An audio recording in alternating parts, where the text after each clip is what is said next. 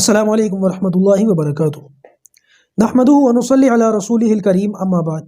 امید کرتا ہوں کہ آپ تمام ساتھی خیر و عافیت سے ہوں گے، رمضان کے مہینے سے فائدہ اٹھا رہے ہوں گے۔ اللہ تعالیٰ آپ کے رکوع سجدوں کو قبول فرمائیں، اللہ تعالیٰ سب کی بگڑی بنائیں، سب کو خیر عافیت سے رکھے۔ ہم نالائقوں کو بھی اپنی دعاؤں میں یاد رکھیے گا۔ اللہ پاک سب کی تمام جائز مرادوں کو، جائز تمناؤں کو پورا فرمائے۔ دیکھیے، اب ہم سبق کا آغاز کر لیتے ہیں، لیکن سبق کا آغاز کرنے سے پہلے آپ لوگوں سے میری ایک درخواست ہے کہ ہمارے آس پاس جو ہے نا ذرا کنسٹرکشن کا کام چل رہا ہے، تو اگر کچھ آوازیں آپ کو کلاس کے دوران محسوس ہوں تو نظر انداز فرمائیے گا، ٹھیک ہے؟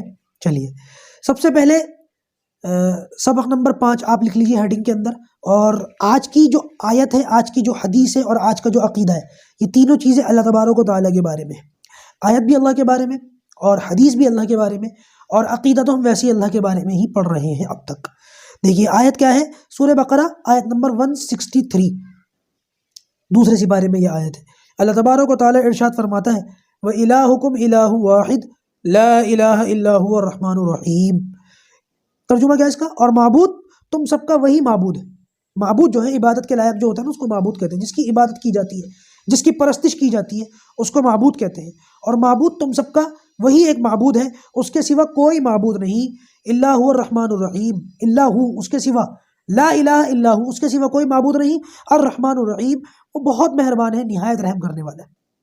بسم اللہ کے ترجمے میں بھی ہم نے یہ سنا، سورۃ فاتحہ کے ترجمے میں بھی ہم نے یہ سنا، اور آج پھر یہ لفظ آ گیا الرحمن الرحیم، ٹھیک ہے؟ تو اللہ تبارک و تعالیٰ کے بارے میں یہ بات یاد رکھنی چاہیے کہ پروردگار انتہائی رحم کرنے والا ہے اور وہی عبادت کے لائق ہے، ٹھیک ہے؟ اب دیکھیے حدیث، پوائنٹ نمبر 2، حدیث۔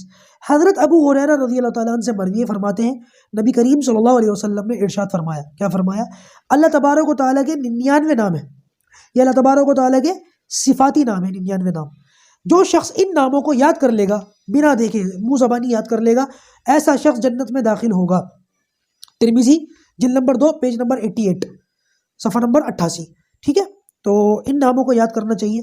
آپ قرآن مجید کے نسخوں کو اٹھا کر کے دیکھیں گے، ان نسخوں کے اندر عام طور سے شروع میں یا آخر میں لکھے ہوئے ہوتے ہیں اللہ تبارک و تعالیٰ کے نام، کبھی کبھی تو پیغمبر محمد صلی اللہ علیہ وسلم کے بھی نام لکھے ہوئے ہوتے ہیں۔ آپ کے پاس قرآن کا نسخہ ہو گھر میں، اس میں دیکھیے گا، اس میں لکھے ہوئے ہوں گے الرحمن الرحیم الملک القدوس السلام۔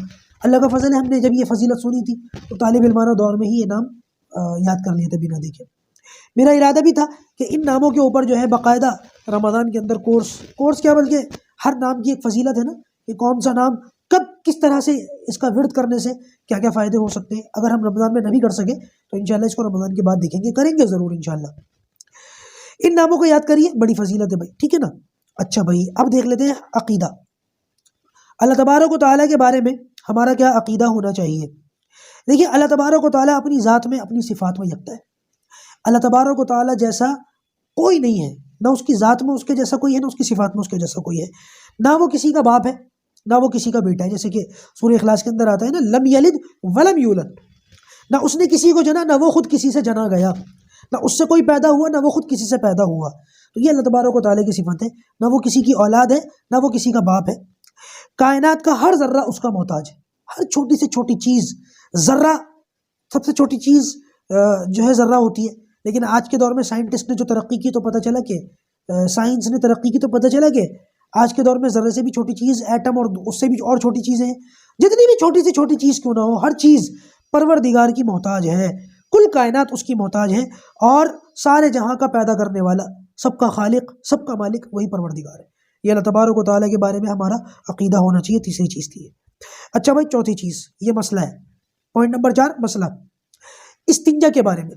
یہ بات یاد رکھیں کہ استنجے کی 4 قسمیں ہیں۔ اب سے پہلے میں نے کئی لوگوں سے پوچھا، ہاں بھائی بتاؤ استنجے کی کتنی قسمیں ہیں، تو پتہ چل جاتا تھا جب لوگ جواب دیتے تھے کہ بیسک لیول کی معلومات کتنی ہے۔ تو آج اس بات کو آپ لکھ لیجئے کہ استنجے کی 4 قسمیں ہیں، ٹھیک ہے؟ سب سے پہلی قسم، یہ جو ہمارا پیشاب اور پخانہ ہوتا ہے، یہ جب نکل جاتا ہے نا، تو نکلنے کے بعد اگر بدن کے کسی حصے پر یہ لگ جائے تو یہ دیکھا جائے گا کہ بدن کے اگر کسی حصے پر یہ، جیسے کہ میں نے بتایا تھا ہتھیلی کی مقدار، جو سکے کی مقدار میں نے بتائی تھی، اس سے زیادہ اگر لگا ہوا ہے تو اب استنجا کا کرنا فرض ہے، اس کو دھونا ضروری ہے، فرض ہے، کام نہیں چلے گا اس کے بغیر۔ نمبر 2، اگر پیشاب اور پخانہ اپنے مخرج سے نکلنے کے بعد سکے کے برابر لگا ہوا ہے، وہی جو ابھی مقدار بتائی تھی، اگر اس سے زیادہ لگا ہوا ہے تب تو فرض ہے، لیکن اگر اس سکے کے برابر لگا ہوا ہے، اس ہتھیلی کی مقدار کے برابر لگا ہوا ہے، اب استنجا کا کرنا واجب ہے۔ کرنا پڑے گا۔ اور تیسری جو قسم ہے اس کی استنجے کی تیسری قسم وہ یہ کہ اگر استنجا یعنی کہ پیشاب اور پخانہ اپنے مخرج سے نکلنے کے بعد سکے کی مقدار سے کم لگا ہوا ہے تو اس صورت کے اندر استنجا کرنا جو ہے یہ سنت ہے۔ تو پہلی قسم فرض، دوسری قسم واجب اور تیسری قسم سنت۔ اگر ہتھیلی سے زیادہ لگا ہوا ہو، سکے کی مقدار سے زیادہ لگا ہوا ہو تو فرض ہے، سکے کی مقدار کے برابر لگا ہوا ہو تو واجب ہے، اور اس مقدار سے کم لگا ہوا ہو تو اس صورت کے اندر جو ہے یہ سنت ہے۔ اور استنجے کی چوتھی قسم جو ہے وہ ہے بدعت، یعنی کہ گناہ ملے گا اگر استنجا کرا تو۔ بتائیے ایک جو ہے وہ بدعت بھی ہے۔ مثال کے طور پر انسان کو پیشاب اور پخانہ نہیں آیا، بس بغیر ضرورت کے استنجا کر رہا ہے، یعنی کہ خالی ریح خارج ہوئی مثال کے طور پر، اور اسی پر وہ استنجا کرنے بیٹھ گیا تو یہ پانی کا ضیاع ہے، پانی برباد کر رہا ہے۔ اس صورت کے اندر اس کو جو ہے وہ بدعت کہا جائے گا۔ یہ اس طریقے سے بنا فالتو میں پانی کا ضائع کرنا، وقت کا ضائع کرنا، یہ نہیں کرنا چاہیے، ٹھیک ہے۔ اچھا بھائی، آج ہم 2 دعائیں سیکھ لیتے ہیں، ایک کے بجائے 2 دعائیں سیکھ لیتے ہیں۔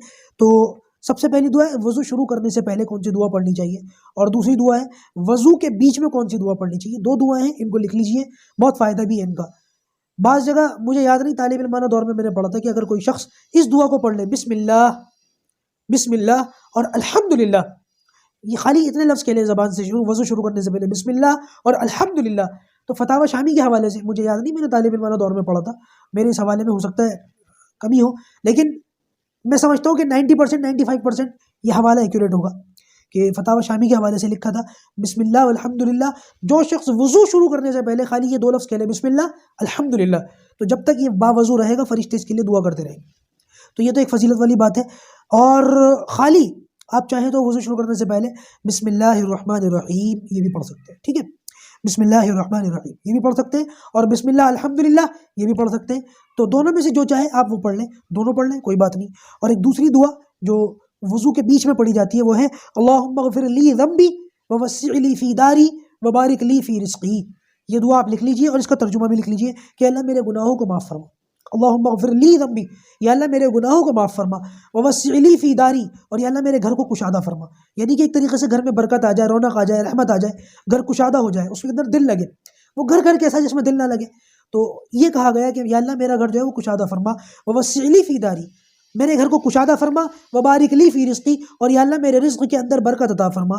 وضو کرتے ہوئے درمیان میں یہ دعا پڑھنی چاہیے، اس کی بڑی فضیلت ہے، اور 3 اس کے اندر جو ہے اللہ تبارک و تعالیٰ سے چیزیں مانگی گئی۔ آج کی ہماری جو بات ہے وہ یہیں تک رکھتے ہیں، کلاس ہماری چھوٹی ہوئی ہے کیونکہ الحمدللہ ہماری ساری باتیں تقریباً اس کے اندر مکمل ہو چکی ہیں، اور انشاءاللہ اس سے آگے کا جو سبق ہے، اگلا سبق، وہ کل لے کر کے حاضر ہوں گے۔ پروردگار جو کہا جا رہا ہے، سنا جا رہا ہے، ہمیں ان باتوں پر عمل کی توفیق عطا فرمائے اور دوسروں تک پہنچانے کی بھی توفیق عطا فرمائے۔ آپ لوگ جو ہے کمپیریزن ضرور کیجیے گا کہ ہماری معلومات میں کتنا اضافہ ہوا ہے۔ آج 4-5 روزوں کے بعد رمضان شروع ہونے سے پہلے ہمیں بیسک لیول کی معلومات کتنی تھی اور آج ہماری معلومات کتنی ہے، انشاءاللہ عز و جل آپ خود سے یہ سوال پوچھیے اور پھر مجھے بتائیے کہ آپ کو جواب کیا آیا۔ پروردگار ہمیں عمل کی توفیق دے۔ السلام علیکم ورحمۃ اللہ وبرکاتہ۔